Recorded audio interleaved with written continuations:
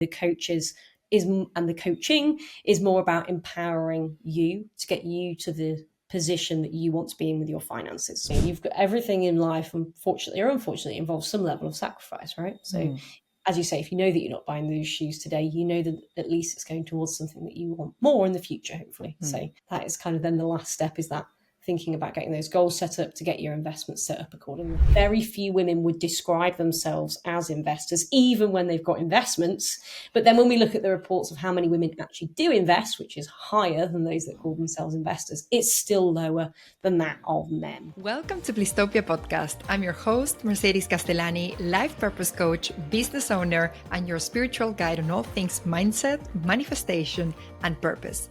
This podcast is a space for deep reflections, meaningful conversations to help you expand your mind, dive into the depths of your soul, and create a life that makes you feel alive. Whether you're walking, driving, or simply vibing, take a deep breath and get ready to dive. Hello, my love. Welcome to another episode of Blisstopia podcast. I'm your host, Mercedes Castellani, and we're going to have so much fun today talking about one of my favorite topics in the world, which is money. Our guest today is Zoë Burt. Zoë is a UK and US qualified wealth manager who started her career in Milan. Then she moved to the UK, where she worked in different startups in the UK and in international markets. She has dedicated her career to empower individuals, especially women, to take control over their finances. She has worked with thousands of people who felt like finances were not for them. And she helped them understand that investing is important, that pensions are important, and that sustainable finance is super important. She recently co-founded a new business, which is called Financial Freedom Coaching, with one of my dear friends and also a financial advisor, Lisa Meller, who will probably listen to the show and who introduced us. And they're working together on closing the advice gap. So welcome, Zoë, to the show. I'm super happy to have you. And I'm also super happy to open up this discussion, which is so important. It's great to be here. Thanks so much for having me. It's a real pleasure. So I'm excited to talk about money and all the things that we can to break down some of those myths today. Amazing. So first, I want to get to know you a little bit better, allow the listeners to get to know you a little bit better. Why did you decide to become a wealth manager? What was the motivation for you to go into this topic? Yeah, you know what? It's a really good question as well, because I've not exactly had a linear path. I did not in my school years or childhood think, oh, can't wait to get into finance, which some people definitely do. And that's great for them. But that was not me. So I actually studied languages at university. I did Spanish, French, and German. That's what I loved. I knew for a long time that's what I wanted to do, but I couldn't really see where it necessarily went, because I knew from a relatively early stage that translating wasn't for me, because that involves a lot of sort of individual work on paper, which if any of you do know me, I like talking. So it's definitely not for me. And I knew that I didn't want to be a teacher. Both my parents are actually teachers and I'd seen the school system, but I also knew how tough it is to teach, particularly English children languages. So they were kind of crossed out, and they were the ones that were the really obvious options. And we were kind of lucky as part of studying languages at university. And also at school, I'd done A-level economics, but we did extra modules. So we did a lot of Hispanic studies. And as part of that, I focused a lot of my time on particularly, for example, Hispanic politics, those of Latin American, the economies, and I got really interested in it. So when I came to graduating, I was thinking about going down a line of kind of financial journalism, something to do with geopolitics, but I really struggled to get the relevant networks to get into journalism. So I thought, you know what, maybe actually a good option would be to go into finance itself, get the relevant qualifications, get some knowledge and some background. And that's how I ended up essentially in Milan working as a wealth manager. And I really enjoyed it, and it was something that I got a lot out of. But I then sort of pivoted to come back to focus more on financial education rather than financial advice. And of course, as you mentioned, now into financial coaching as well, particularly having noticed within wealth management that there was a lot of people that were neglected from the traditional financial services industry. Can we talk about that? What is the advice gap that you've seen, and why did you decide to focus, your services into all of these different populations that are getting effectively left out of the financial markets? Yeah, it's a really good question. And it's a term that I think is going to start coming up more and more. Essentially, to take financial advice, whether people realize it or not, of course, it comes at a cost. There's a cost for you as the individual. There's also a cost for the advisor because they've got to have all of their relevant regulatory setups, insurances, etc. And the way that it's gone in the UK with compliance means that it's very difficult, almost impossible for advisors to service people and to give advice to people unless they've got around more than 200k in assets. Now they can, of course, there'll be people I'm sure that'll say out there, I'm sure that's not true. I had advice with less. But at the moment, as it stands, with the regulation and the various mechanisms that are now in place to protect people, which is right. But the flip side is that you need a lot of money to be able to see an advisor and for the advisor to break even as well. So it's becoming an ever growing gap of people who still want access to help, still rightly want access to people who are qualified to give the information, but are not able to access it because they don't necessarily have 200, 300k of, and we're talking cash assets. That's money ready to go and be invested because it's an awful lot, right? Definitely not the case. And I think also when people are just starting out, maybe they want someone to help them like just get started with their finances. And maybe they're not starting with 200 or 300K like right away. Yeah. Maybe they're starting small and then the plan is to grow to those levels, but maybe they're not starting right there and then. Some people, of course, they might have that cash in there available, but some people don't. So there's also a lot of people who want to start small and grow. But before we continue, can we clarify, because some people might not be really aware of what's the difference between a financial advisor, what's a financial coach, what are like all the different figures that we can find out there that we could actually get some support from if we wanted to grow our finances? Yeah, it's such a good question because there are so many terms out there and they can become very quickly quite confusing. It's worth noting as well that some are slightly country specific. So I'll talk broadly about what the terms mean overall, notably for the UK, but do note that if you're elsewhere, just double check it for whichever country you're in. So essentially, a financial advisor is normally a regulated individual who can give you advice. And what that means is that they will tell you a product to invest in, and they will usually tell you the investments that you should choose as well. And they'll be very specific about that. Now, when we then move into a wealth manager, if we're getting really technical, often a wealth manager is then an individual who just takes over the investments.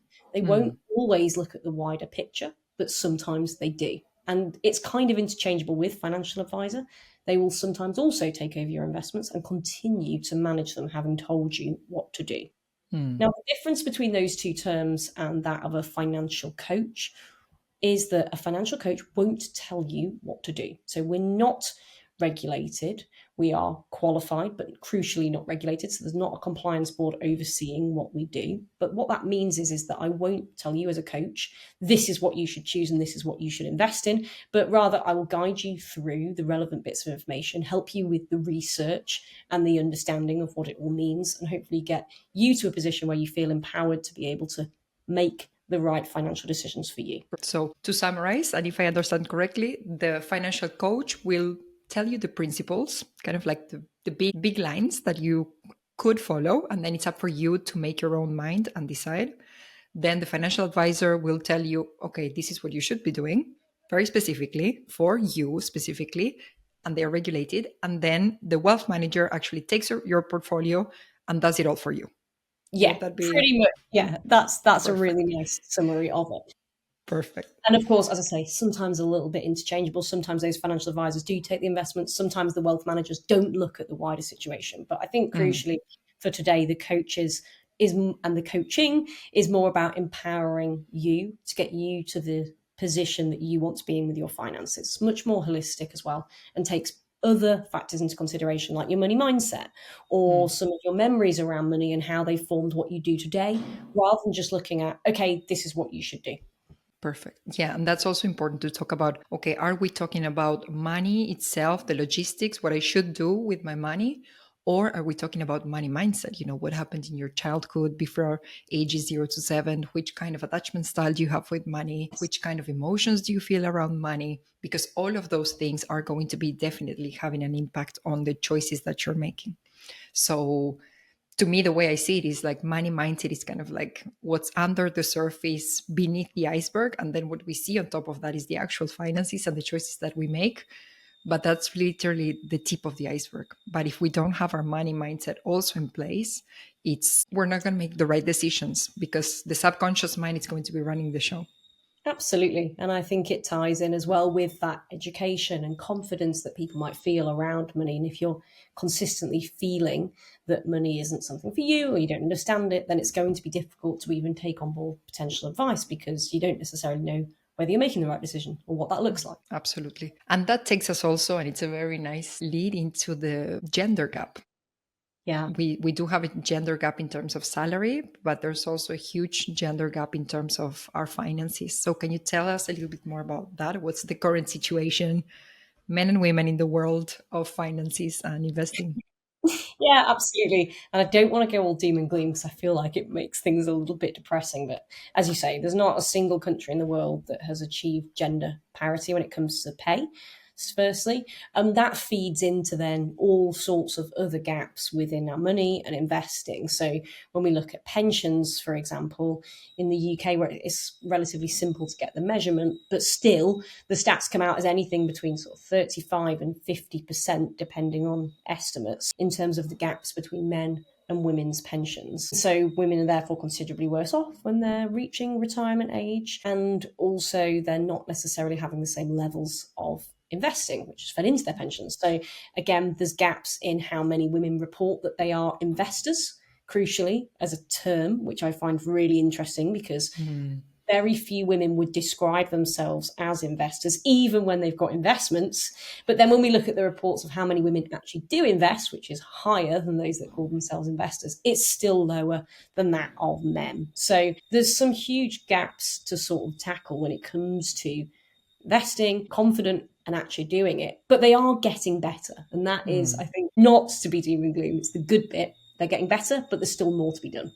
Absolutely. And that's also part of your contribution to this equation. It's, making sure that that gap can actually be smaller and smaller and smaller with decades. It's going to take some time, but we're here, we're working for it. And that's also part of the reason why we're doing also this episode. It's by educating women, by giving them absolutely all of the resources that they need, all of the confidence that they need, because there's also a huge block that comes when we're talking about finances, which is limiting beliefs. For example, I'm not good with money, this is way too overwhelming, finances are way too complicated. And it's very interesting what you're saying, that even though women are investing, so they are doing the things, they're not attaching the identity of I am an investor. So that's super interesting. Yeah, it certainly is. Yeah. So you've supported men and women throughout your career. Is it true that women are better investors than men? I read this somewhere, but do you think women are better investors than men? I love this question. There has been one specific study carried out, and it's tied into lots of other headlines. And of course, the way they did it, I think it was over at the University of California. They found that actually, so retail investors, so the likes of you and I, normal individuals, when they were women, outperformed men by a percentage. It was zero point 0.4 percentage points for anybody that really wants to know. So yes, there have been studies that have shown that women are better investors than men. There's some reasoning for this. The study did go further and suggest that actually it was because often women don't take such spontaneous decisions when it comes to their investing. They tend to hold their strategy a little bit longer. They tend to think things through and research it a bit more, whereas generally, stereotypically, men are a little bit more quick to react, quick to change, and that means that often they misjudge certain situations, also can cost more money in the likes of trades, and not necessarily react in a way that the market would want. There's not enough data within professional investors. So if we look at fund managers, for example, very few female fund managers. There was a stat for ages that there was more fund managers called Dave or David than there were female fund managers, which is just wild. It's actually changed now. There are more female fund managers than Daves. So, we're going places. But because all of their funds are in such different areas, it's really difficult to compare. So there's very little data. But I think for me, the key point that we should all take from it, be it women or men, is that yes, there are studies that suggest we are more successful, but it's the reasoning why that we could all understand a bit more, which is that generally that think through, that research, and that longer term view is why they're generally more successful. Absolutely. And I think it's also worth mentioning the difference between investing and trading.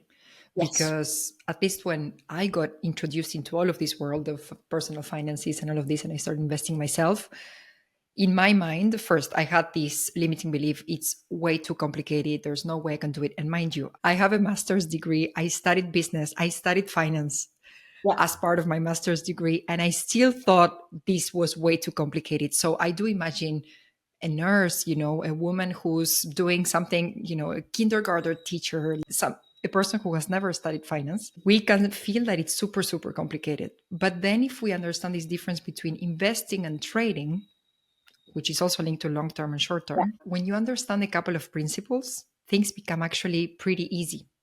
So, can you explain a little bit more this investing versus trading and short term versus long term? Because I think that's part of what explains that maybe women are slightly better investors than men. Yeah, absolutely. So for me, trading is firmly watching moving data and graphs to try and beat the market in the short term. And the way that you'd be doing that is by buying stocks, other instruments as well. So I'm talking about the likes of derivatives and potentially other investments too, and selling them very, very rapidly. And the sale would be judged on, as I say, changes in data, analytics, and certain strategies that traders would employ and follow, all with the gain of making money in the relatively short term. For me, investing is kind of a blanket term.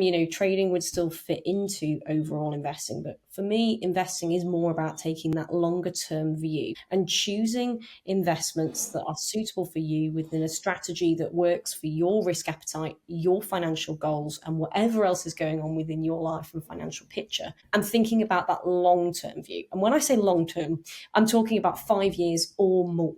Really, 5 years for me would still be quite short term when we're thinking about investing as an overall picture. So, investing is about those longer term, not just trying to chop and change and beat the market. And it's an interesting point because I feel that I've spoken to many women across the years who have it in their mind that to be called an investor or to be deemed an investor, as you say, you need to be trading daily, you need to be selling and watching all these numbers move. When in reality, investing can be much, much calmer than that. It can be a simple check-in once a month that you've set something up and it's just ticking away in the background. Absolutely. I think we all have in mind like this Wolf of Wall Yeah. Street kind of vibe. And it's like, but we're not that thing. Like, we're actually the little lamb. Yeah. I don't want to be a wolf. Like, I just want to be a little lamb and see my portfolio grow and grow every year. Exactly that. I think The Wolf of Wall Street's an interesting film for a reflection on the financial industry, but it's not done many favors for a view of what a regular, calm retail investor can look like. Absolutely. Yeah, I think to me, the biggest mindset shift was to learn okay, there's these big principles. You look into the long term, you start putting money in there, and you just let it compound over time. You don't even look into it, and you just let it be. Trump is putting tariffs, the world, we're going into wars, everything is exploding. You just don't look into it. You just wait at least 5 years. You just let him there for at least 5 years, even more, and you just let it be. And it's actually a way of thinking about finances that it's much more soothing, much more Mm, relaxing, because we don't have to be there on top of it. We don't need to know everything. We just need to know some principles, yeah. and then we trust that those principles work because they've worked historically, and that's it. Yeah, exactly that. And, the historical point is really, really key, which is that over the long run, when you look at overall market performance, it consistently delivers returns. And actually, when you compare it to the likes of trading, it's relatively unusual that humans outperform the overall market. So it's certainly something to bear in mind when you say, have those principles, have that strategy, set it up and let it be almost. It doesn't have to be something that it's a constant knee-jerk reaction and diving onto the latest trends. Of course, whatever works for you, but on the whole, I'd say that's what investing is. Yes, absolutely. So which are the biggest misconceptions that women have about finances? Yeah, there's a few, of course. I think for me, the biggest misconception is that they just don't know enough. And I've spoken to a lot of people who've gone, I just want to know a bit more, or like I'll start investing when I know a bit more. But the reality is that know a bit more is a totally untangible goal, and nobody knows it all. It's about having the belief that you know enough of those principles for it to be a sensible, rational, and well-researched decision, but also taking a bit of a leap into the unknown, because there's always going to be unknowns. I'm in the space, have been for many years of my career. I've got various qualifications, but I don't know it all. There's still so much more that I could know about different areas of investing. And it's kind of the nice bit, right? Because you can just keep learning, but it is also the fearful bit, I understand. So I think for me, that misconception of they don't know enough to get going, they don't know enough to be sort of qualified to do it as of such, is really what holds women back as well.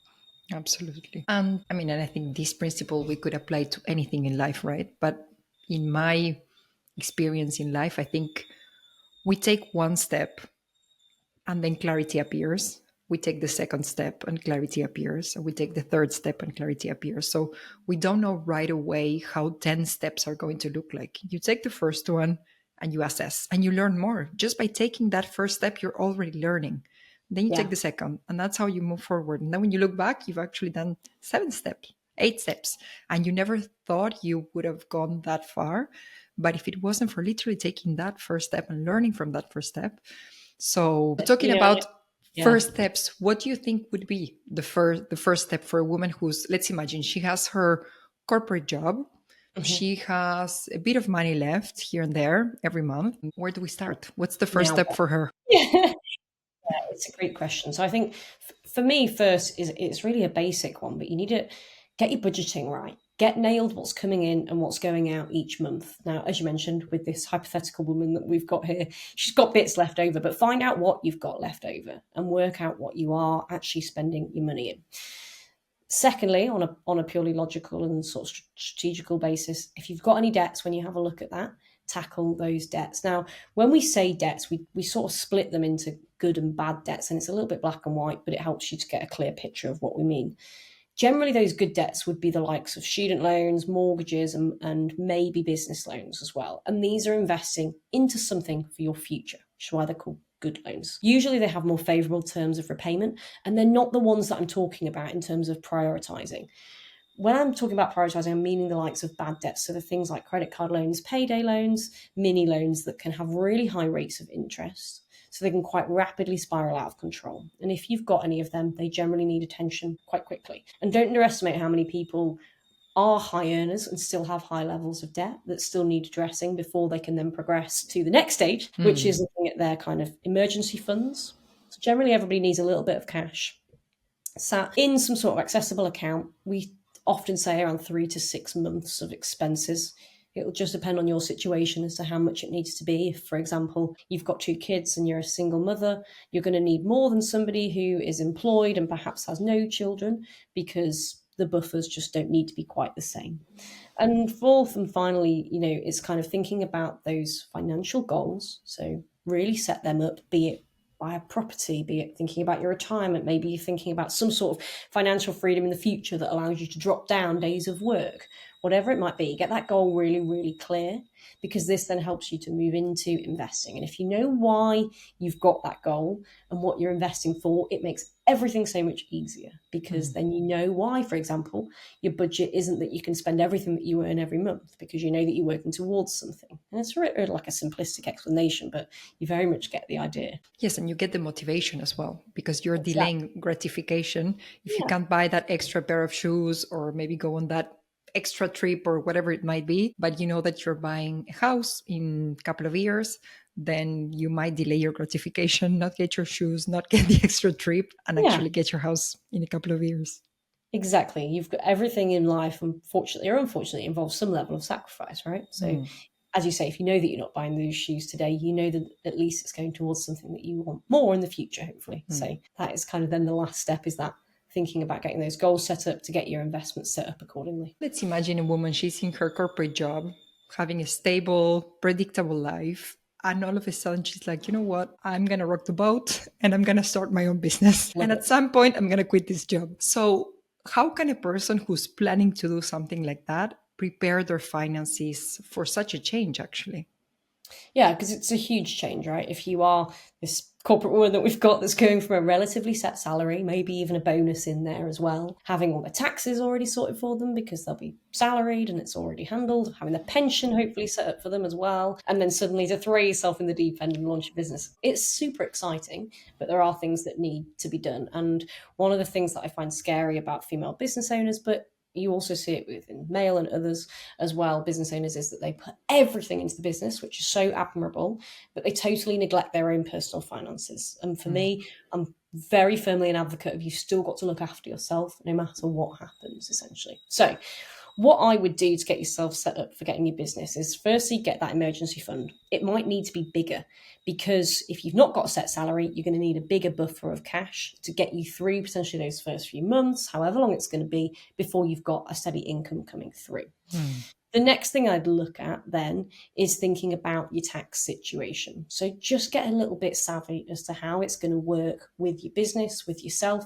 It'll be different for everybody, depending again on what country you're in or what kind of business setup you're going for. So get yourself knowledgeable on how that's going to look, because it'll save you headaches down the line when the business has grown and you're suddenly in a minefield of, oh, heck, I've got a big bill, tax authorities are coming out, whatever it might be. So set some of your knowledge basis up. I know that it might not be the most exciting reading you'll do in your life, but there's ways to break it down. And then I think the third thing on that is then just thinking about still focusing on your future. So make sure that you have some mechanisms set up, that you are still contributing to some sort of pension, thinking about your investments still, and making sure that you've got that built into your overall business runway as well, as to what the plan is going to be for how you as the individual also manage you as the business director too.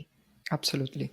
Yeah, because as you say, when people have a salary, all of this is taken care of. Taxes are done, pension is done, everything is done. And then when you're a business owner, you need to think about the taxes, pay the taxes. You need to think about your own pension. So there's some preparation to be done. And I think the more, because I support women in this transition, and that's also the reason why I'm asking the question, I do see women who jump straight ahead and they're not really considering these kind of things. And then I also see women who are preparing the setup, and then they do the change. And of course, the results are very different in one case or the other. Yeah, I think, and as you'll know as well, if you can reduce some of those stress levels and admin noise that has to take place around the likes of taxation and other financial matters within the business, then you can focus more on the business and growing it, right? Because you've already sorted out some of the foundations and the base work for how you're going to handle paying for a tax bill, getting an accountant, whatever it might be. Absolutely. Absolutely. And now let's imagine the same, another one, the colleague of this first woman. Yeah, They're both in the corporate job, right? They're very happy sharing lunch together. And so one of them is going to quit and create her own business. And the other one is planning to be a mom. Okay, brilliant. Another very big change in the finances of a woman. So how can this second woman prepare to start a family, to have children? Yeah, they've both got some preparation to do, I think, these two over lunch. So they're going to need to have some good chats. When it comes to having a family and thinking about children, the sooner you can start, the better. And that kind of goes with all things investing. But don't panic if you are already at the stage, and it is totally normal. It's what happens to lots of people. As the phrase goes, the best time to plant a tree was yesterday, but there's still today, right? Because today is better than tomorrow.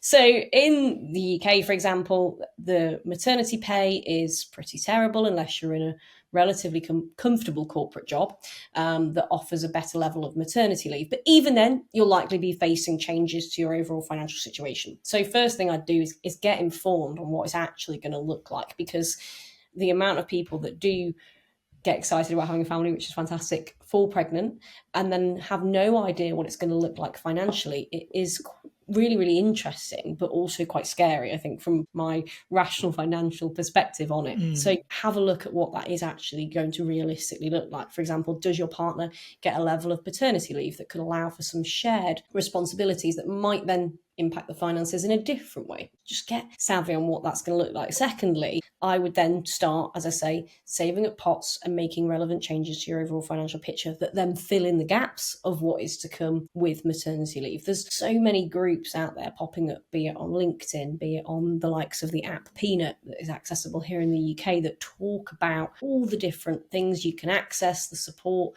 etc. But crucially also just pools of knowledge. So get yourself involved in some of them. And then as and when the little one is here and, she's moved into the next stage of being a mum, which is fantastic, get started for the kid as soon as possible. I think the stat that has stayed with me, and I repeat it nearly every day, is that if you'd invested every month between being born and the age of 18 and then stopped investing but left it invested, you'd have more for your retirement at 65 than the person who started investing aged 18 and invested every month all the way through to the age of 65. Wow. And so if you can set your kids up for something like that, fantastic, then do. Start sooner rather than later. Oh my God, yeah. And this is amazing, because you can just plug something in there when they're born, and even if what you're saying until they're 18, and then kind of like they're set for life. So that's absolutely amazing. And I know in the UK you have something like this junior ISA or something like that. I don't know if that exists in Europe, but that's a fantastic financial vehicle. Yeah, we're very lucky in the UK that we have a lot of tax efficient vehicles. As you mentioned, the junior ISA for kids. There's also actually a junior pension for kids in the UK as well, both of which come with various different tax benefits. Depending on where you are in Europe, there are other similar vehicles. In France, there's the Assurance Vie. In Italy, there's accounts that come with the Poste Italiana, but they work in slightly different ways, essentially. So it's always worth having a look at what they are and if they are beneficial. But no matter where you are, if there's an option that is more tax efficient, generally it's worth investigating first for obvious reasons. Amazing. And yeah, with finances, time is everything. Because we're playing this long-term game, the more time you have, and if you can start at age of 0, even better. Exactly. But any age, we can start at any age, but the sooner you can start, the better. And coming back to this topic of time, is there one financial idea that you wish you knew 10 years ago? Yeah, I think for me, coming back to the idea of time, and you've touched upon it already, it would be the concept of compounding. And, I very much grew up in an environment whereby my mum was super hot on the budgeting. I remember her going through this file and notebook and ticking things off every month. Investing was a bit of an alien concept, essentially. It wasn't something that was seen as something for us.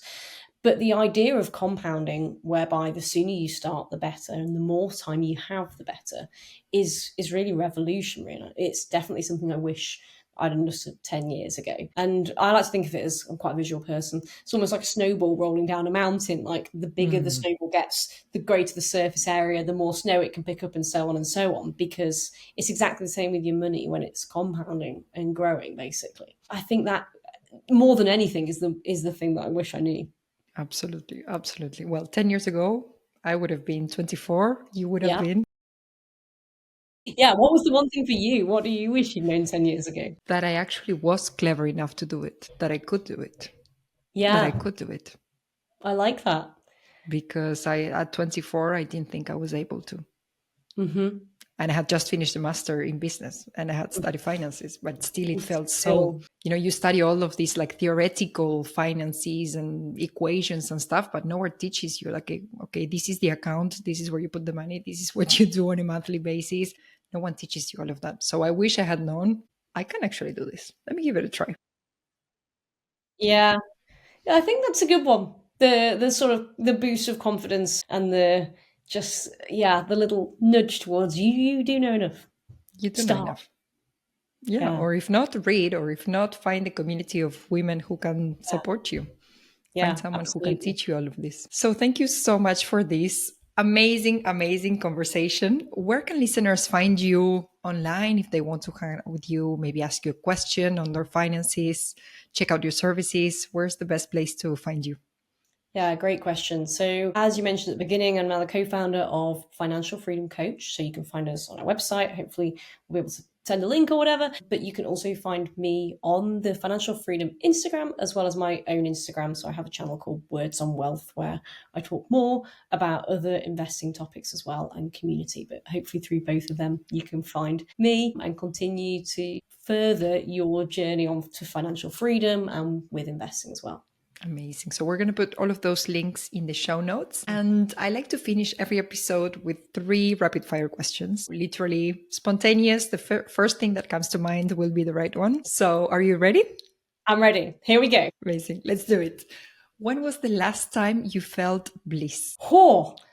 Starting with the big questions. The last time I felt this, I'm going to say the weekend. We were pretty relaxed. We'd been at a really good friend's wedding. The sun had been shining. And then on the Sunday after the wedding, we were still on a little bit of a high because we'd been with our friends and we were celebrating love. And some friends were doing some work in the garden. I was drinking coffee. Yeah, I think it's Sunday, I'll say. Amazing. Amazing. The second one is, if you could think of one idea that fundamentally changed your life, what would it be? One idea that fundamentally changed my life. That's a big one. As a rapid fire question, quick answer, but there's not a quick answer to that one. I'm going to say the one idea that actually changed my life the most was the idea of the 7K hypothesis. That was the one that popped into my brain. So bear with me whilst I quickly explain the answer to this. Please do, because I don't know what that is. Yeah, really, really cool one. Now, of course, it's going to alter slightly depending on inflation, where you are, etc. But the concept is great. It's essentially that earning around 7K is kind of the perfect amount, because at that point, what you have to do is make decisions around what you want to do. So you don't have enough money that you can go on any holiday in the world, that you can buy all the luxury items in the world. You have to choose. Maybe you have to prioritize certain clothes, holidays, whatever. You've got enough that you're probably comfortable that you can walk around the supermarket and afford food. You're not necessarily stressing about putting clothes on your back or some of those really difficult decisions around money that many in the world face. But crucially, because you've made the decision that you want the things that you spend the money on, you enjoy them more. Whereas when you start earning more and more and more, what can happen is that you no longer enjoy the things as much because you've got wealth of options and it feels easy. And I think for me, it was a real explainer of kind of, moving through the financial world, seeing more and more people earn more and more, but not necessarily getting any happier. And, we see a lot of lifestyle creep. The more people earn, the more that they just spend, basically, and kind of working out where that point is of freedom. What is financial freedom and what does it look like? And it's not necessarily that you have to be totally abundant in terms of huge quantities of money, but rather it's about how you choose to spend it and what that lifestyle looks like when you're making those decisions. Love it. Amazing. So aim for your 70K, 75K if you're not there yet. Yeah. If you are, make smart choices. What that figure is for you, I think. Find what the figure is where you have to make the decisions to enjoy the things that you want the most. Absolutely. And if you could choose one rule that everybody in the world needs to obey, what would it be? We're in tough times. I think, you've asked me, the first question was, when did you last feel bliss? I think for me, it would be peace. If I could choose one rule that people would need to obey, it would be leave the world, leave others just in peace. And then I think we'd have a pretty nice place to live. I couldn't agree more, especially nowadays as we were recording this episode. Yeah, exactly that. Oh my God. Thank you so much, Zoe, for this fun episode. I think we've been quick, witty, to the point. Thank you so much for bringing your expertise, your knowledge to the show. It's been a true pleasure. Thank you so much for your time. Thank you so much for having me. It's been a delight. Hopefully you enjoy the episode. Amazing. I will see my listeners on the next podcast episode. And in the meantime, in Blisstopia we trust. If you loved this episode, spread the word, share the episode with a friend who would love to hear this, subscribe to the show, and leave a 5-star rating on Spotify, Apple Podcast, or YouTube. This real quick action on your side helps the podcast grow, reach more women around the world, and it would literally make my day. I will see you next Friday for the next episode. And in the meantime, in Blisstopia we trust.